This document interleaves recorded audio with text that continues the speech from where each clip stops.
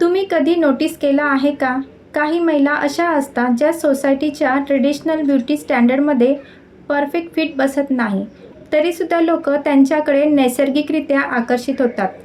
लोक त्यांना नोटीस करतात, त्यांचं बोलणं लक्षात ठेवतात, त्यांच्या प्रेझेन्समध्ये राहायला आवडतं. आणि दुसऱ्या बाजूला काही महिला बाहेरून खूप सुंदर दिसतात, पण तरीही त्यांना रिलेशनशिपमध्ये रिस्पेक्ट मिळत नाही, अटेन्शन टिकत नाही आणि त्यांना वारंवार असं वाटत राहतं की माझ्यात नेमकं कमी काय आहे. खरं सांगायचं तर आकर्षण फक्त चेहऱ्यात नसतं, आकर्षण बॉडीमध्ये नसतं, आकर्षण महागड्या कपड्यामध्येही नसतं. खरं अट्रॅक्शन तयार होतं तुमच्या हॅबिट्समधून, तुमच्या एनर्जीमधून आणि सर्वात महत्त्वाचं तुम्ही स्वतःला कसं ट्रीट करता यामधून. आज आपण अशा फेमिनाईन हॅबिट्सबद्दल बोलणार आहोत, ज्या तुम्हाला बाहेरून नाही तर आतून अट्रॅक्टिव्ह बनवतात. पहिली हॅबिट, व्हॅलिडेशन मागणं बंद करणं. खूप लोकांचं हॅपीनेस हे दुसऱ्यांच्या अप्रूव्हलवर डिपेंड असतं. लोकांनी कॉम्प्लिमेंट दिला तर मूड चांगला, रिप्लाय उशिरा आलं तर एन्झायटी, कोणी इग्नोर केलं तर सेल्फ डाऊट. ही एनर्जी खूप लाऊडली बाहेर जाते. जेव्हा तुम्ही सतत जगाला विचारत असता मी इनफ आहे का, तेव्हा तुम्ही तुमची पॉवर दुसऱ्यांना देता. खरंच अट्रॅक्टिव्ह लोक व्हॅलिडेशन मागत नाही, कारण त्यांना स्वतःची व्हॅल्यू आधीच माहिती असते. दुसरी हॅबिट, इमोशनल कंट्रोल. आजकाल लोक खूप रिॲक्टिव्ह झाले आहेत. इन्स्टंट अँगर, over attachment, over testing, over explaining आणि मग नंतर रिग्रेट. इमोशन असणं चुकीचं नाही, पण प्रत्येक इमोशनवर रिॲक्शन देणं तुम्हाला वीक बनवतं. खूप अट्रॅक्टिव्ह लोक इमोशनली मॅच्युअर असतात. ते प्रत्येक गोष्टीवर प्रतिक्रिया देत नाहीत. कधी शांत राहायचं हे त्यांना माहिती असतं. तिसरी हॅबिट, बाउंड्रीज. जेव्हा तुम्ही प्रत्येकासाठी अवेलेबल असता, प्रत्येक वेळी हो म्हणता, स्वतःचा वेळ सॅक्रिफाईस करता, लोक तुमची व्हॅल्यू कमी करायला लागतात.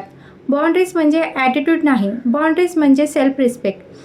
जेव्हा तुम्ही स्वतःचा वेळ प्रोटेक्ट करता, तुमची एनर्जी प्रोटेक्ट करता, तेव्हा लोक तुमची किंमत समजायला लागतात. चौथी हॅबिट, स्वतःचं आयुष्य असणं.